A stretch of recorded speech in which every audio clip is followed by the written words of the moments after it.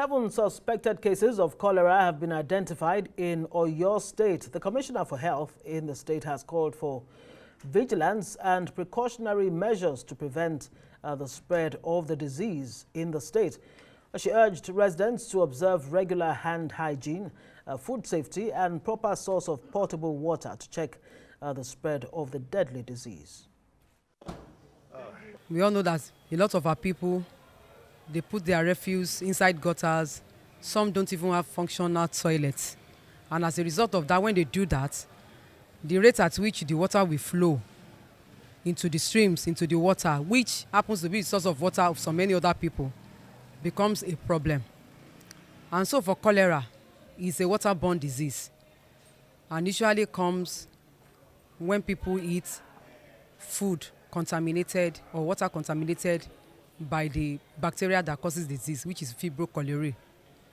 Before now, the Oyo State government, through the Department of Director of Public Health, domicile in the Ministry of Health, they have gone all out to train our disease surveillance notification officers, also community informants, and some medical officer of health on emergency preparedness. They've done series of meetings, they've done series of trainings, and we have some community informants in all the 33 local governments of Oyo State, and they have been trained that when they notice any disease of importance, they should report promptly. For more on this, let's bring in Dr. Isaac Egboja. He is a public health specialist. Thank you for joining us on Newsnight. With the Center for Disease Control declaring an emergency center in this cholera outbreak, exactly how significant is it? What does it mean? Very significant. It means that there's a possibility of more cases and that we are preparing for an eventuality that, that the case the cases increase. Great. Now, in the case of Lagos State, we're told that it's been traced to unregistered, bottled, drinks, tiger nut drinks, actually, that caused the outbreak in Lagos. Are we able to understand why this has spread to 31 out of 36 states right now? Well, I wouldn't say that all the cases can be traced to one source. No. At this time of the year, and you recall that in Nigeria there are all kinds of causes or reasons why cholera will spread. For example, there is open defecation in nearly all the states, nearly all. And during this time of the year, when rain falls, the faeces are carried to the streams, to the ponds, even to some open wells or water sources. And these are means of contamination. So that there was a source does not mean or does not preclude other sources. Right. And people should not think that because there was one source, that's all. No. Great. So help us understand this strain, Vibrio cholera subtype 01. How bad is it? How deadly really is it? Well, any species or form or type of this bacteria is dangerous, right, because it will cause the disease. It is just that some are more virulent or more potent, more trouble-causing than the others. Have we been able to identify exactly why this particular one is more, potent than the others? No, it is just that it has been isolated, and therefore it is the... Okay, great. Now, let's talk about management of this cholera outbreak at the individual level.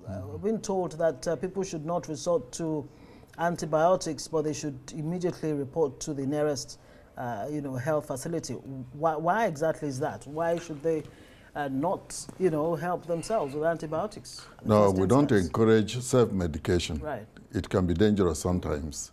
And besides, the best thing and the first thing to do when you see anybody with a suspected case of cholera is to make sure that the person is well hydrated.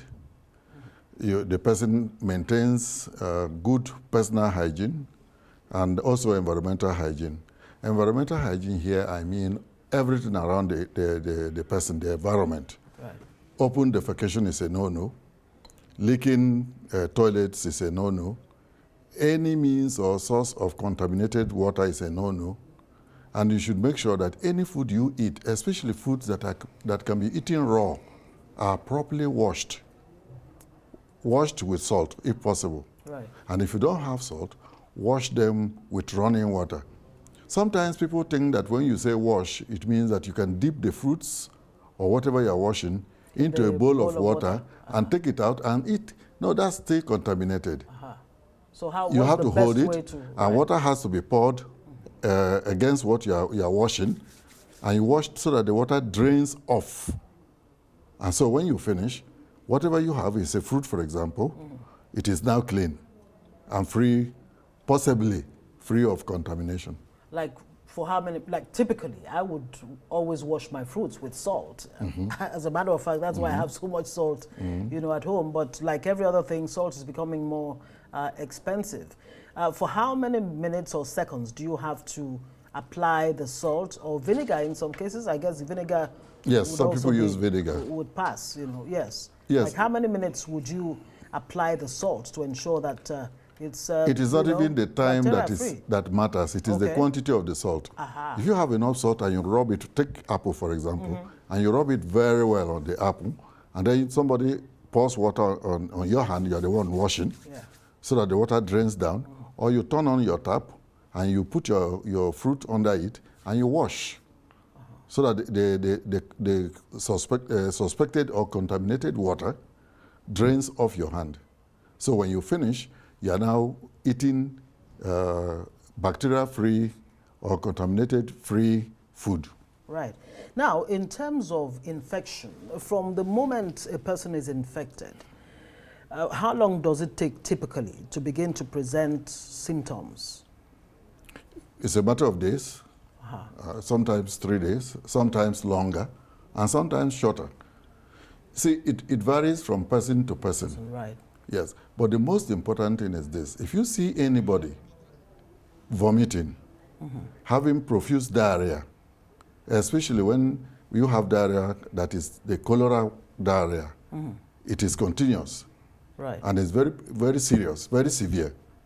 And they may be vomiting, there may be nausea, and then, of course, there will be dehydration. Dehydration means that you have poured out all the water in your system, and your system now lacks the adequate water that it needs to function. And electrolytes and all the electrolytes that go with the water that you pour out of your water through diarrhea and vomiting. So anybody who, you know, suffers diarrhea, what should be the immediate reaction? Do you go for the ORS? That's oral rehydration. Yes. You know. Yes. Right. That is safe. Super. And people ask, if I don't have, or if I don't have access to the sachet ORS, what do I do? Take 1 liter of boiled water that is already boiled and cooled, or potable water that you are sure is safe, is treated. Yeah.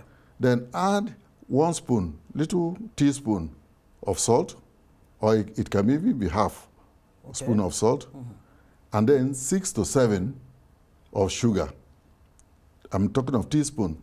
If it is regular tablespoon, 3 to 4 is okay for a liter of water.